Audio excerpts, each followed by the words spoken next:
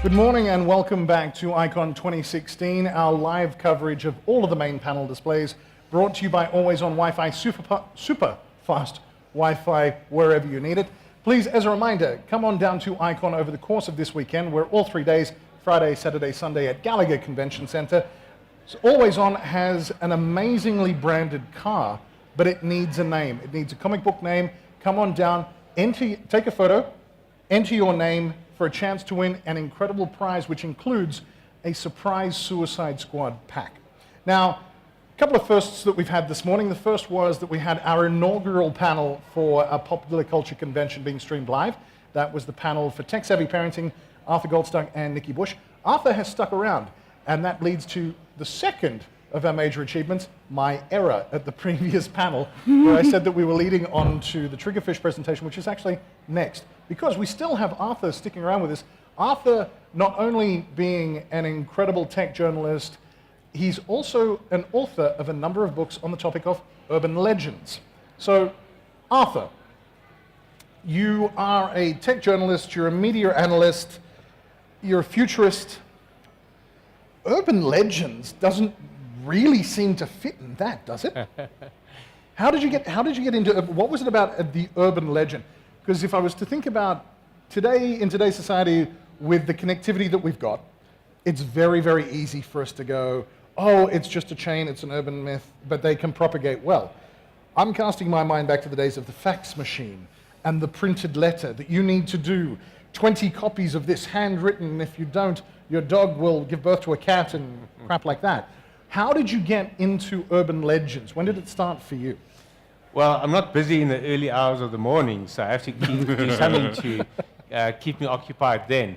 But the reality is that I grew up in a very small town in the Southern Free State. Right. And I credit that upbringing and that environment with my interest in science fiction and then my interest in computers and the internet. So it was really a case of being so isolated that I was desperate for something that would connect me with the world. Right. And in our local public library, there was one shelf of science fiction books.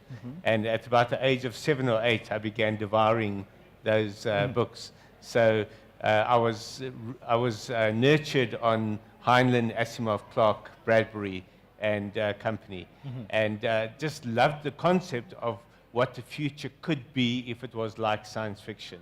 And that began my passion for what technology could do. And the moment I was able to start exploring technology and start writing about it, I did. So when the internet came along, I was waiting for it. When the next big thing comes along, I'm waiting for it, which is why I'm not intimidated by the rapid pace of change. Sure. Now, the urban legend side of things actually tied in with that, because growing up in this very isolated environment, I had the feeling that I didn't understand how the world works.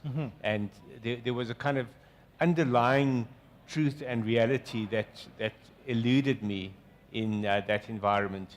And among other things, I went to boarding school, and late at night we would share stories that we'd heard.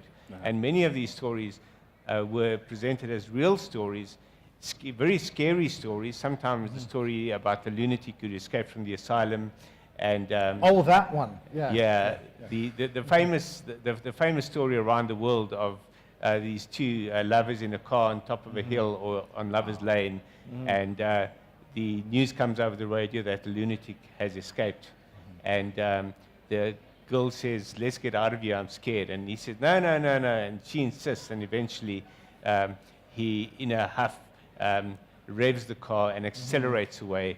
And oh, by the way, the lunatic had a hooked hand. That's how Yes. identifying. Yes. And they get to her house, and I suppose in a fit of chivalry, he decides to go around and open her car door for her. And before he can open the door, he promptly faints. And she has no idea what happened. There's variations on it. Sure. In some versions, the parent comes out, tells the kid not to get out of the car, whatever the case might be. But generally speaking, what they discover is the severed stump of the hooked hand hanging from the door handle. Right. So that was a story I fully believed, and I fully believed it happened on Naval Hill in Bloemfontein. Why do they have to pick Bloemfontein of all places? I mean, essentially the story is about the maiming of an already injured human being. Well, because there was a lunatic asylum, so that's what they called it in Bloemfontein. It was really a sanatorium called, I forget what it's called, but they called it Groendakkies, and apparently there's a Groendakkies in There's one every city. in I think, Pretoria or Johannesburg. as well. Yeah, all over the world they have this kind of institution from which lunatics escape with hooked hands. I'm just stunned because I've So- heard the story in Oz, I've heard the story in the United States and in Canada. The number of mentally disturbed hooked hand people Yes. that manage to escape from I these presume what institutions. happens is when you have a hooked hand, you become mentally disturbed. Is there a correlation here? Yes. Maybe it's just, I mean, it's But a also mental very asylum. skilled at escaping from asylums. But surely it's a mental asylum. You would take that away. And that's just, this is, oh, you're unstable. Here, have Yeah. something sharp and pointy. Yeah, did Well- he raid the cupboard to get it out before he left? It was just Or we're going, missing that? scissors, no, machete, hook, that's the one. Now, the people running the asylums are also a bit unhinged because of their exposure In many to ways. people with hooked hands. Is that, So is that the first urban legend you remember? that was the hearing? one I remembered most vividly. There were ghost stories as well Mm-hmm. that I grew up with that turned out to be urban legends. But that one I Mm-hmm. remembered very vividly, and then discovered the same story being told in Johannesburg when I came to university Mm-hmm. here. And I realized that, in fact, underpinning or underlying this reality that we all move about in and the stories that we all believe is actually a psychological component that dictates what we believe rather than a reality that we can objectively see is true. Right. And I began dwelling on that idea in my early days as a journalist, and I was fascinated by phenomena of popular culture, and that ranged from how computers were being used in the early days through to rock music.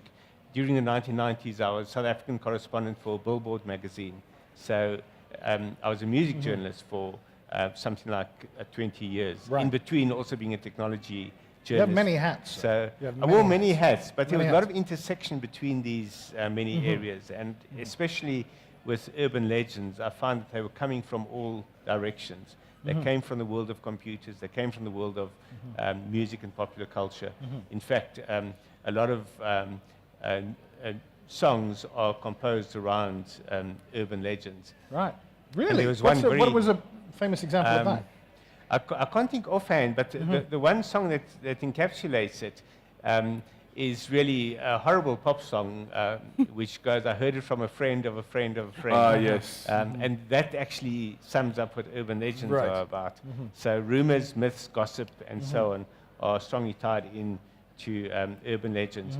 But what then happened was that someone loaned me a book that he thought I would enjoy. And this was a fellow journalist by the name of Gus Silber, who's also a well-known writer. Right. And he lent me a book called The Vanishing Hitchhiker by Jan Brunvand, an American folklorist.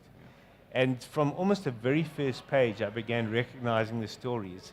And the lunatic with the hooked hand leaped out of those pages. And because that story had made such an impact on me as a kid, the book as a whole had massive resonance for me. And I decided to write to Brunvand. And I rattled off 10 stories that were in his book that I knew from my environment Right. as local urban legends. And he very graciously wrote back and said, why don't you write a book on South African urban legends? What would be, so we've already accepted that there's a commonality with some of these urban legends. You're going to go everywhere. You're going to find the pervasive maniac with a hook hand. What is a quintessential South African urban legend?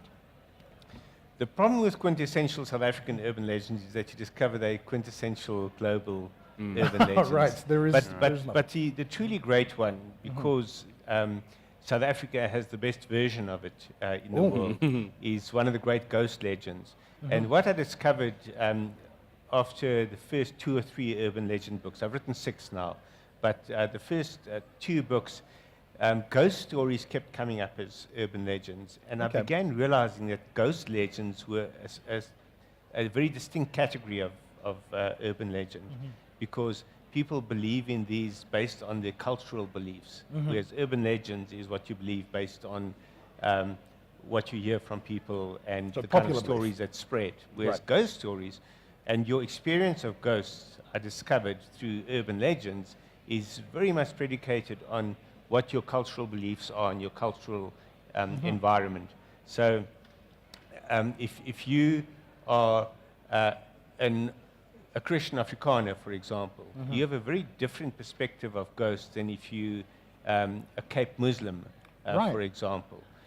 The Cape Muslim culture comes very strongly from what they used to call Dutch East Indies, Indonesia, Malaysia, and those countries.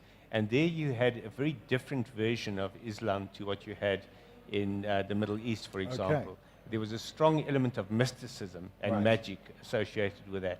And that version of Islam has a massive impact on Afrikaners' ghost beliefs, because Really? the early Afrikaners, the Dutch burghers, as they were called then, were very often the outcasts from the Netherlands who were sent to the Cape to get rid of them. Right. And they were very often illiterate. And they would have slaves in their kitchens who'd been brought from Indonesia and those areas. And those slaves were often the aristocracy of the East Indies. And they were highly literate. And not only could they read and write Arabic, but they very quickly learned to read and write Dutch as well. Right. And they would often be the most educated person in the household. And their culture and their beliefs very quickly took hold amongst Afrikaners. Not the religious culture as such, but the belief system in terms of the psyche of the individuals. Sure. So what I'm getting at there is that the, let's call it the almost the magical realism side of East Indies Islamic beliefs were heavily influenced by that region. Sure. That influence was brought to the Cape, and that became an influence in Afrikaners' beliefs in ghosts. So there's a term in Afrikaans called golery, which translates very loosely as spell casting. Now, there was no history of that in the supernatural beliefs in terms of how ghosts operated in Western culture. Right. But that came directly out of the Cape Muslim culture into Afrikaner culture, and Afrikaners, still to this day, especially traditional ones, rural ones, believe very strongly in this concept of golery or that form of spell casting as being responsible for a lot of the supernatural events that they might experience. Interesting. What is the... sorry. What regions of South Africa would you actually fall that into? I mean, is it something that would be more you'd find in like Namaqualand, rural Eastern Cape and those areas? Across rural South Africa. Okay. In past years it would have been urban as well, but now it's very much a rural phenomenon. So anything ghostly that happens, or supernatural, or that's believed to be supernatural, you'll often find that people will look for materials that have been planted somewhere. Pretty much the way dark muti works in black culture as well. So, for example, a lot of soccer teams have a sangoma who buries muti behind the goals. That, by the way, has become very much unacceptable. But it was common in the up to the early 90s, in fact. That's so, incredible. but the Afrikaner equivalent is that something would have been planted in the home or in the environment of the home, over which a spell would have been cast, which would have resulted in bad luck or terrible things befalling the home. Just the thing of planting stuff, does this somehow relate, because it seems to be a very similar practice to the practice of people who use dark voodoo and voodooing, because the same thing of planting, like it's a matchbox with this thing and the stuff, and you put it under the stairs, and then someone's head explodes. Correct. Well, maybe What not I'm explode, but paraphrasing, certainly but- they might catch fire. I don't think that's how the spell was written, but all right. No, but this is if you add curry powder as well. Oh, right. Is that based on is the size of the explosion based on the power of the curry? No, that's if you get the voodoo book and then you accidentally reach for the cookbook and then... Okay. So we've mixed things up. Yes. We've got a tech. There we go. So it's from we have a look? the question that that I'd like to ask from something you just mentioned. You said that there was a particular ghost story Try now. that was that had a very South African flavor that made it Yes. the best version. I was What working that my one? way to that. Oh, okay, sure. But thanks for bringing me back on track. Sure. Because this is the story of the ghost of Uniondale. And I did look into that story in my second Urban Legends book, which is called The Leopard in the Luggage.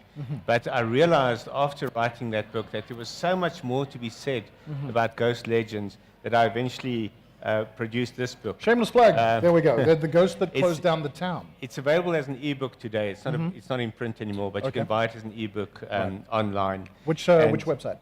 The Penguin Books website, Penguin Books in South Africa, but I think it's available on Amazon as Okay. well. Right. Sweet. But if you want the ebook, you can buy it directly from Listen, if we're Penguin. going to do shameless plugs, we go all the way. So, So this book took 10 years to write because I really decided to do a definitive work on the supernatural beliefs of South Africa and how they affect the stories that are told. Right. And among other, I had the privilege of interviewing the Rain Queen, the previous Rain Queen. There's now a sort of a Rain Queen in waiting, and there's a regent who runs the affairs of her kingdom, so to speak. what is the Rain Queen? The Rain Queen is Queen Mojaji, who basically rules over a small patch of land in Limpopo province. Okay. And she's just been given equal status with the other kings or monarchs, Cultural let's leaders, say, okay. the traditional monarchs of South Africa. Right. But the Rain Queen story goes back a few hundred years. I won't dwell too much Sure. on that history, except to say that it inspired, amongst other things, Ryder Haggard's book She is inspired by the Rain Queen. It's a real person who supposedly has supernatural powers. But I questioned her about that specifically. I had a translator, incidentally, because she couldn't speak English Right. or Afrikaans for that matter. So I had a translator. And she, in fact, explained that she's not supernatural. She doesn't have supernatural powers, which is quite a breakthrough because in the past, the Rain Queen would never have admitted this. She said her job is actually to bring the people together to pray for rain. Okay. So she calls on higher powers to bring rain, but she herself can't make Right. it rain. So that was probably the highlight of researching the book for me, but it took 10 years to produce the book. But it started off with that one legend of the vanishing hitchhiker. And South Africa's version of the vanishing hitchhiker is the ghost of Uniondale. Right. And Uniondale is a little town not far from Uitenhage. And on the way to Uniondale, there's a turnoff where supposedly this hitchhiker, a woman in a white dress, would stand waiting for someone to pick her up. They would pick her up, and she would promptly disappear. So that particular story is told around the world, and it's known as the vanishing hitchhiker. Yeah. And it's so common and so popular that Jan Brandwint used it as the title of his first book, The Vanishing Hitchhiker. Sure. Typically what happens is the woman gives the driver her address. He drives to that address. On the way there, she disappears. Is it a front seat, back seat thing? I think I remember that there was she always climbs in the back, or It she always varies. climbs. Okay. It varies. In the South African cases, she tends to climb in the front, but while the driver is focused on the road, she suddenly disappears, and there's just a puddle of water on the seat. Aha. So it's quite a messy operation. In other versions, there's a sudden scream, and he looks, and she's gone, and the door has swung open. He stops, looks for her. That's thinks a little she's bit fallen what out. Yeah, That's nice. That's But just mean, actually. absolutely. How can you scare your benefactor like that? That's terrible. Yeah, he then drives to the address that she gave, and Gets the full story. yeah, a very sad person opens the door and says, "Is this the woman you picked up?" Shows a photo. That's my daughter who died on that spot 10 years ago or whatever. And in one case, it's a motorbike rider who gives her Yes. his leather jacket. That's the And one I she know. That's the disappears one off I've the heard. back of the bike with her Stealing his leather jacket? Yeah. What a jerk. Yeah, ghosts are not always. The version the that I most was honest. told is that it really goes on is she disappears with his jacket. He then turns around, goes back, and there's a cemetery, and he finds the jacket over a gravestone. Oh, see, that's so clearly nicer. she leapt off and went for a walk. Yeah. Wow. And I said, don't need that Well, anymore, at least man. that's a decent ghost. You get the jacket back. Yeah. Yes. That's nice. The other version of that is he goes to the address. They tell her where she's buried. He goes to the cemetery and finds her gravestone, and there's his jacket hanging over the gravestone. Is that the key difference that makes the Uniondale story? No, that's a variation on the Uniondale it's just ghost. variations, okay. And it's also an international variation.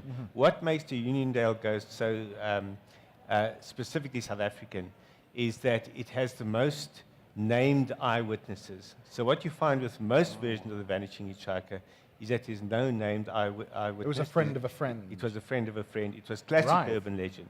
In this case, there were at least 3 people who came forward and claimed that one or other version of that happened to It them. really happened to me. And these people were interviewed in depth at the time. There was a journalist who used to write for, I think it was called the National Enquirer, which wasn't known for its objective That's a journalism. prestigious publication, yeah. But when people submitted stories from other countries, they were required to do extensive fact-checking. And this journalist's name was David Barrett. And he, at the time, covered the story for National Enquirer.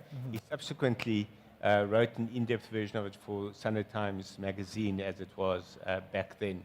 And I got to know David and, in fact, interviewed him about his interviews about the experiences of the ghost. So I kind of have it secondhand. So Gotcha. it's a friend of a friend, not a friend of a friend of a friend friend. of a journalistic friend. Right. Exactly. And he gave me great detail about each of the people that he interviewed who claimed to have seen the ghost. And when you look deeper into the stories, you found there was always a potential reason why they might have told the story or experienced the story. So the one person, for example, was known to enjoy his drink. Another person subsequently came to David with a story about UFO sightings that he had had. And you start seeing a pattern. There's a credibility emerging. issue here. Exactly. Right. There are 1 or 2 versions that you can't dismiss in that way. So there is that element of doubt of whether it really happened. And there's one further aspect of it, and probably the most significant aspect of the Uniondale ghost, is that she actually has her name. They actually know who the person was who died on that spot back then.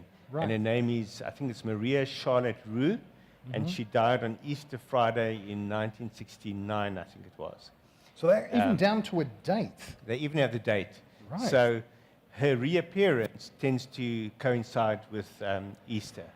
Okay. I mean, So have on the there been anniversary of any it, recent sightings? I mean, No. has anybody ever, if they have, they haven't come forward? or- Supposedly, about a decade or so ago, a team of theologians and exorcists went to the site and exorcised Really? the site. So A she- crack come team. and, Here and come the convinced, party her to, poopers. convinced her to go to her rest and never to scare motorists again. Wow. But even before that, for probably about a decade before that, there weren't any more sightings. Once that original story was written, it was almost as if the urban legend was put to rest. Well, what are they afraid of? That she's going to order an Uber? I'm now really intrigued though, because when you're assembling your party, you're an old role player, you know this. You assemble your party, you have your tank, have your healer. What are the roles for the crack exorcist team? All right, you've got the Hail Marys, Sanity. you've got the garlic, you've got this. That'd be a story that I'd like to write.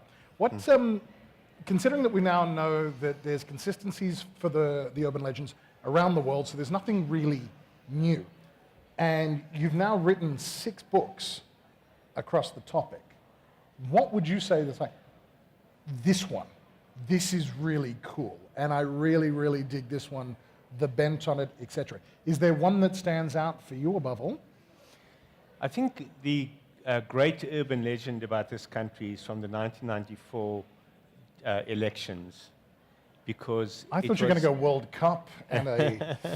Okay, let's not talk about that. Actually, the coolest one is from the World Cup, now you mention it. Yeah. But probably the most important one, and the one that had the most impact, and probably one of the great examples of an urban legend having an impact globally as well was the belief that come the 1994 elections, when the ANC took power, the blacks would rise up and wipe out the whites. Drive the whites into the sea. So essentially like other Uhuru, things. the Night of the Long Knives, that sort Exactly. of thing. That's In fact, still you doing use the the rounds on term. YouTube.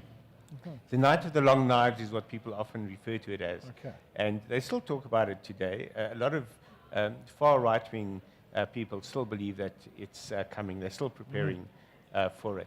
Right. But in 1994, there was a palpable sense that something could happen. But generally speaking, it was amongst those people who feared for a democratic South Africa rather than those who welcomed it.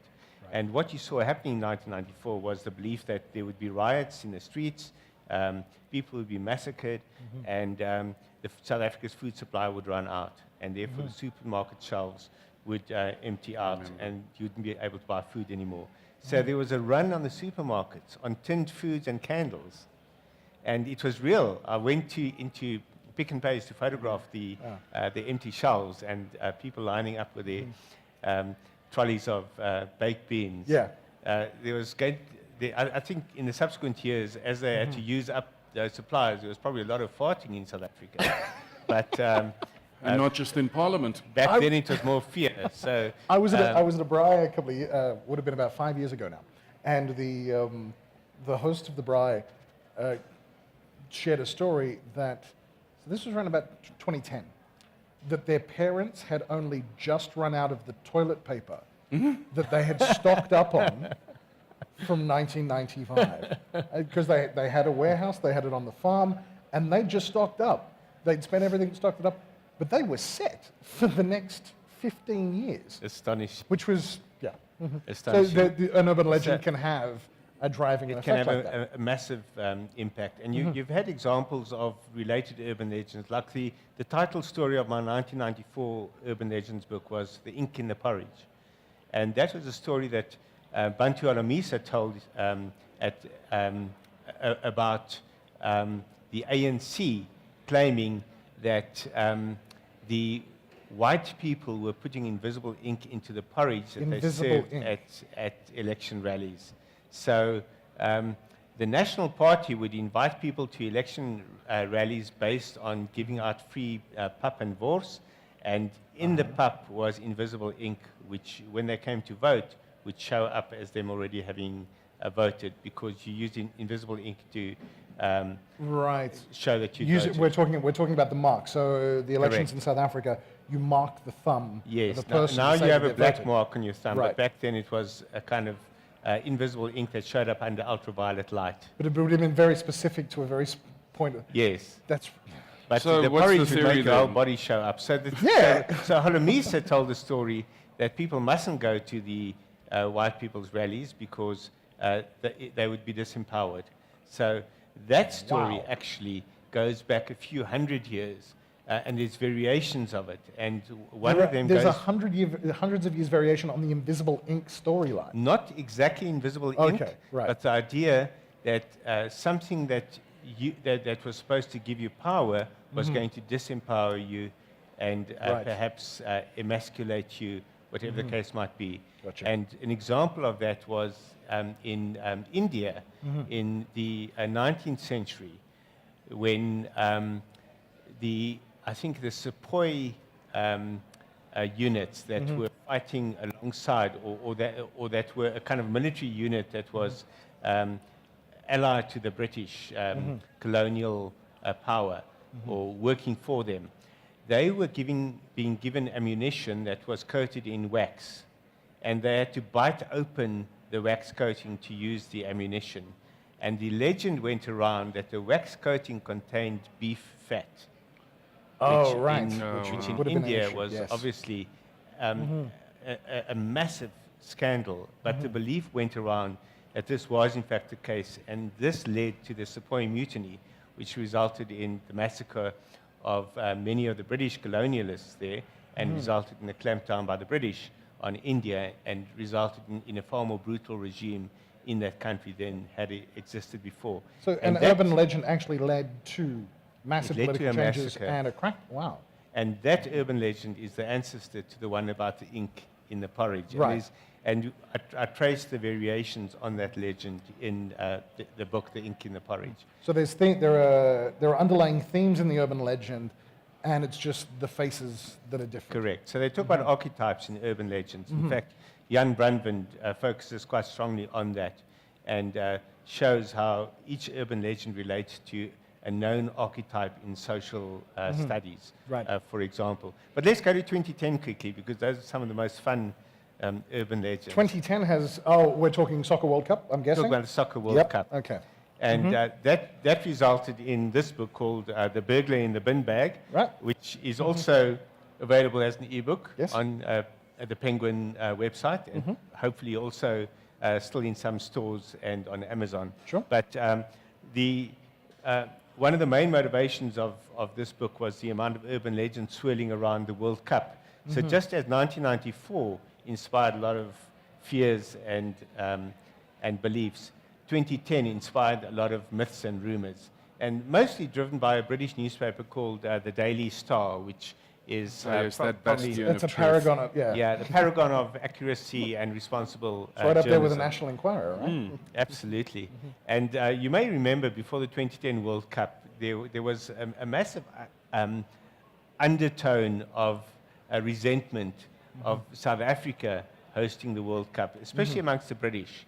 And the British media looked for every opportunity to discredit South Africa's hosting of the World Cup. And the Daily Star led that charge. And the two greatest stories was that an earthquake was likely to hit Cape Town or Durban, and in particular Cape Town. Cape Town or Durban, we're just going to take a shot, either one. Yeah, Okay. but probably Cape Town, and probably as the English team took the field for one of their matches. And that would have to be the Germans that would have done that. It was the Germany game, because that was in Bloemfontein. Yeah. And for some reason, there were no earthquakes predicted for Bloemfontein.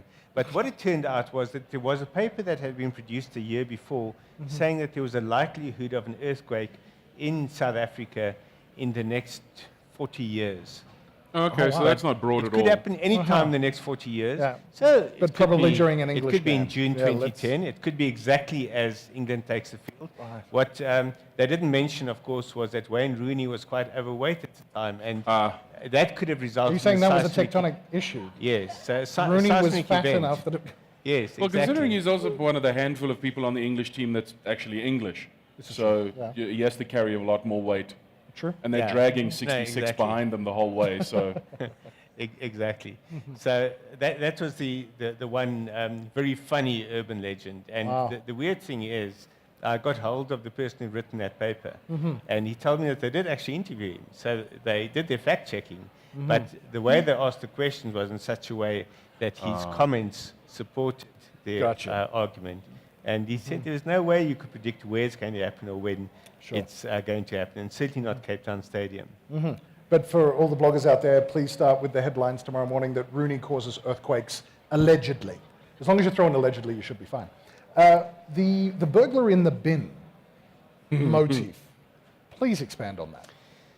So amongst the stories that I explore in this book, so the subtitle of the book is Urban Legends, Hoaxes, and Mass Hysteria. So it's specifically about fear legends. And in fact, my Urban Legends blog, if you go to urbanlegends.org, it gives a lot of examples of that. Urbanlegends.org. That's free plug. urbanlegends.org. Urban Legends. yeah, okay, .org. go ahead. If we're going to do it, let's go full cheese. And it goes into all these crime and fear legends. And one of the great crime urban legends is that burglars keep coming up with very clever new ways of robbing you. And because there's now so much security around so many homes and electric fences and remote controlled gates, what they do now is they wait at your gate disguised as a rubbish bag. So the black rubbish bags people put out, they would then put over themselves, pretend to be a bag of rubbish, and as you open the gate, they would leap out and hold you up. Right, so there's no actual expectation that we're going to pick this thing up and carry it in. It's just a disguise to wait while you open the gate. It's Yes. like a true exercise in patience when the pick it Wow. up strike hit. This poor schmuck Exactly. sitting in the heat just going, any day now, any day now. It's fine. But the fact that people believe that tells you that they'll believe anything. The one that's more commonly believed, and I bet there's people watching this right now, people in the audience who believe this one, is the color-coded crimes. And that's the Yes. belief that Or if they leave rubbish on your doorstep of a yes. certain kind. they leave a Coke tin, it means hopefully an open Coke tin, it means that there's a safe in the house. If they leave a yellow chips packet, it means that the people are unarmed. If they leave a red chips packet, they're armed, etc., etc. How would they know? They're Jedi Knights. Oh, and what the hell are they doing robbing houses? Low-level Jedi. Low-level Jedi It's like Knights, you went right. to the academy, but Gotcha. you didn't qualify. Gotcha. So, no, So I'm taking my on your hack skills and trying to break It's it. on your The force bike. is weak in these ones. But the origin of that legend is the chalk codes Yes. that hobos used to use, or what they used to call tramps in the old days. I'm not sure what the politically correct term is. It's not Previously- quite homeless Homeless- people. Previously financially viable? Nomadic homeless people, Yes. Sure. perhaps. But in the UK and the United States in particular, a kind of language emerged of symbols that That would this be house would help, these Yes. people would give food, that sort of thing. fierce dog or armed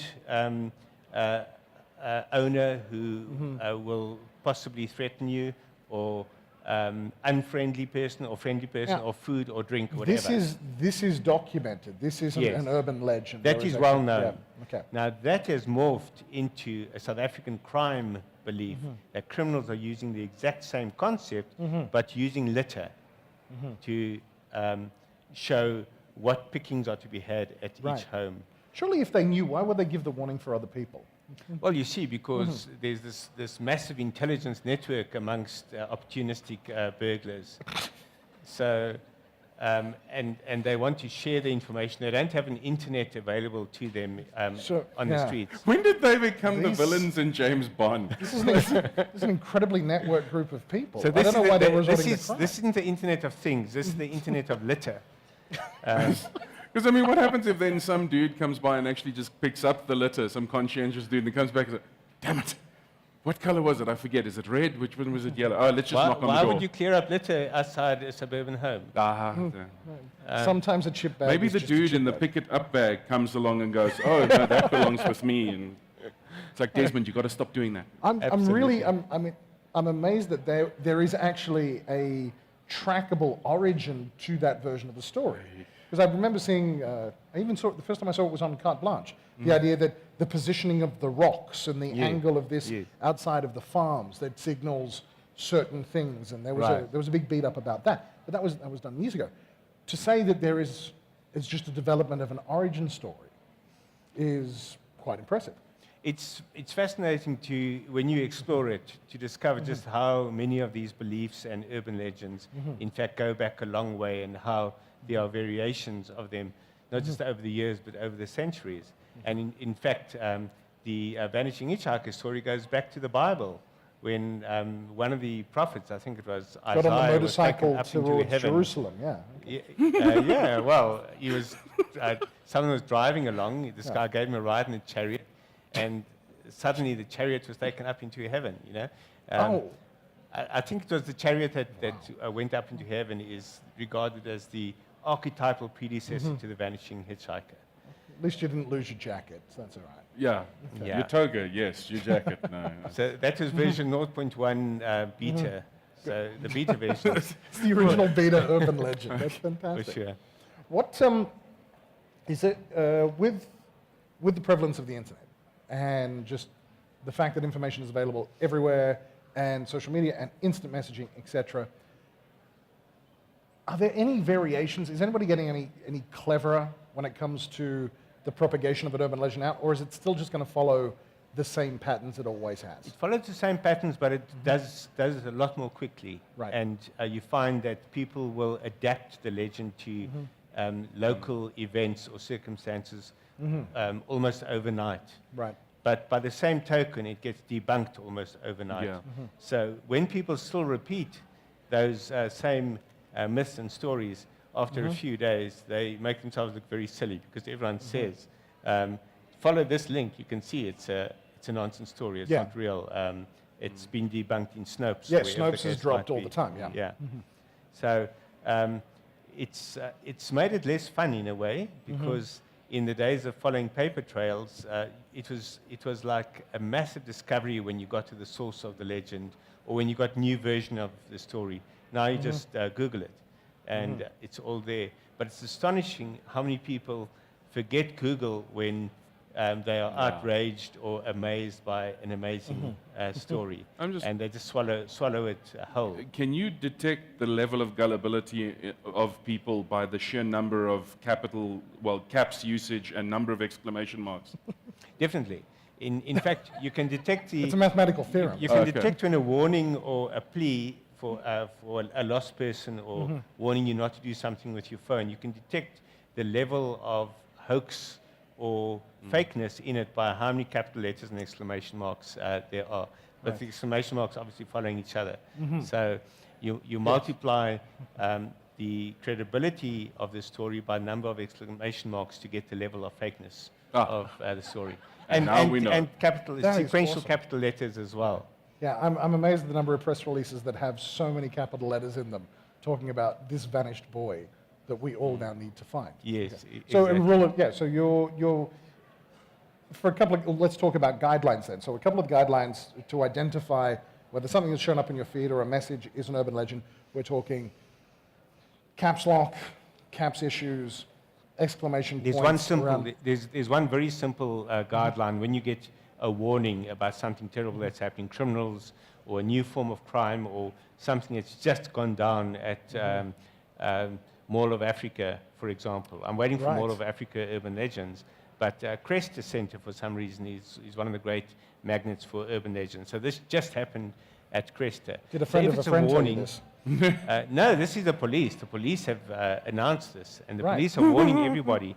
And the police have personally asked me to email everyone I know to ask them to email everyone they know. So the moment it's something dramatic that's just happened somewhere, and you want to just warn everyone because you've received this warning, you must know that it must be a hoax because it's going to be announced publicly by the police and not via a fax But or I'm an getting email. it to you now.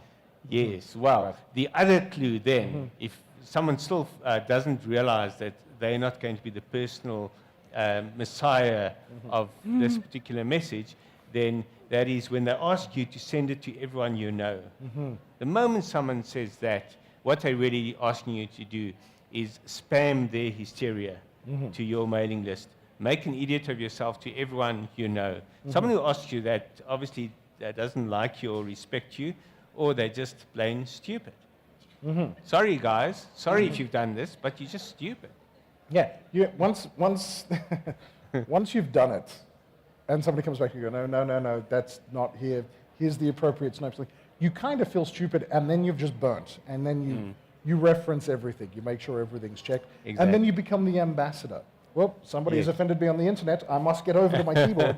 Someone is wrong. Somebody Yeah, is wrong yeah. there somewhere. Or you become that friend who mentions sort of privately that thing that you just sent to everybody. It's not true. Yeah. And you find more and more people are doing that because more and more people have burnt their fingers in that way. But generally speaking, I think the message has got through to most people that this is a no-no. And if you're going to fall for this, you're going to damage yourself more than you're going to to address this one excuse that people often give. There's no harm in creating awareness. There's massive harm in creating awareness. Right. And that's what a lot of people don't realize. They think that even if it's not true, there's no harm sending it out just to make people more aware of crime. In South Africa, you want to make people more aware of crime. So you're going to send this out because it won't do any harm. It'll just create more awareness because South Africans aren't aware Because you're of doing the crime. right thing. You're doing a nice thing. Yeah, and South Africans haven't heard that there's a crime epidemic. Oh, no. Yeah. No, no, no, no. I've been here for years. I've never noticed. Okay. All right, cool. We're actually coming up to the 50-minute mark. So what I'm going to do is throw it open to anybody who does have any questions in relation to urban legends, something that a friend of a friend might have told you that you want to check about. Dina. Okay, so the question is Pinky Pinky. Are you familiar Yes. with Pinky Pinky, Arthur? Pinky Pinky was a big part of one of my urban legends books, and in fact features in The Ghost That Closed Down the Town as This well. is like you planned it. Nicely done. Well done. Okay. Pinky was a half human, half animal. Actually, let me just ask Dina, did you have a specific question about it? Oopsie. There we go. Okay, let's try that. No, Whoa. Wait. I speak way too loud. Okay, so the thing is, we had this at my primary school when I was around about the elections. 94. And it was real, and the children ran out of bathrooms. And I just wondered what was it like outside in the wild. It's just not in my primary school. It wasn't just in your primary school, but it was just in the toilets. Because for some reason, Pinky used to hang out in the girls' toilets. A very creepy character. But that's what you get when you're half human, half baboon. I or- apologize, I'm not familiar with the Yeah, language. for What those is of us the- who don't speak spy, what or, is... or don't what- speak female So toilets. apparently. Pinky was like a modern version of a tokoloshi Oh, or right. tokolos, but adapted by the feverish imaginations of young children. So it was half human, half animal, and wore a woman's dress, but it was male. So seriously creepy and very hairy as well, which makes it a little bit worse, I believe. Hairy creatures in bathrooms are not particularly welcome. Listen, hairy But- creatures in bathrooms are not welcome at any point. Am I the only one who thinks Pinky sounds like a distant cousin of one of the Teletubbies? That's Because it suddenly Stinky explains Winky you're the, thinking of. Sure. the hairiness and... It could have been a Teletubby, but it wasn't round enough. But and it hung around only in the toilets, and Yeah, it's- it probably had an ugly nunu. It But it failed the marketing support test. No, we've done the peer reviews. No, nobody likes Pinky. You make but, the baby son cry. The reality of Pinky was the fear that it inspired amongst, especially junior school kids, and the rumor would start that Pinky had just been sighted in the bathrooms, and there would be mass hysteria in the school, and that's why it also features in the burglar in the bin bag, because Right. that's about mass hysteria. And there have been occasions of mass hysteria at schools around the world. It's not just a South African phenomenon. Right. It's particularly rife amongst schoolgirls hitting puberty. And you find there's a strong association between that phase and supernatural events around poltergeists, for example. Poltergeist activity is usually associated or linked with the presence of a girl reaching puberty in the Right. household.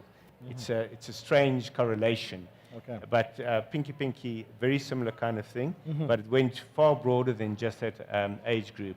Sure. And especially at schools in townships, but there were also schools in urban areas where it created great hysteria. And there were times when children refused to go to school, and in some cases, parents who refused to let their children go to school Gotcha. because they themselves believed this was something Sure. real. Right. And it had to be debunked by every educational authority imaginable Gotcha. before the story died down. All right. So, Dina, in answer to your question, Pinky is very much like the hook-handed. What was Maniac. Pinky supposed to do? I mean, when you wandered in the bathroom, what? Did they sell you timeshare? What? That's seriously scary. I don't think it reached that level. It was probably just going to scar you for life in one way or okay. another. Just All right. that. Timeshare. We're Yeah. actually, that takes us up to our 50-minute mark. So I want to say thank you very much to Arthur Goldstuck, our guest, South African expert on urban legends. His books are available if you head on over to urbanlegends.org. Yep. Urbanlegends.org. Now, urbanlegends.org is where you can read more about the legends. You can buy the ebooks at Penguin, At the Penguin Books website. South Africa. All right, excellent. So thank you very much again to Arthur. We're going to take a short break while we line up for the actual Triggerfish presentation. We're coming to you live from Icon 2016, brought to you by Always On Wi-Fi, super fast Wi-Fi wherever you need it. Thanks very much. We'll see you in 10 minutes.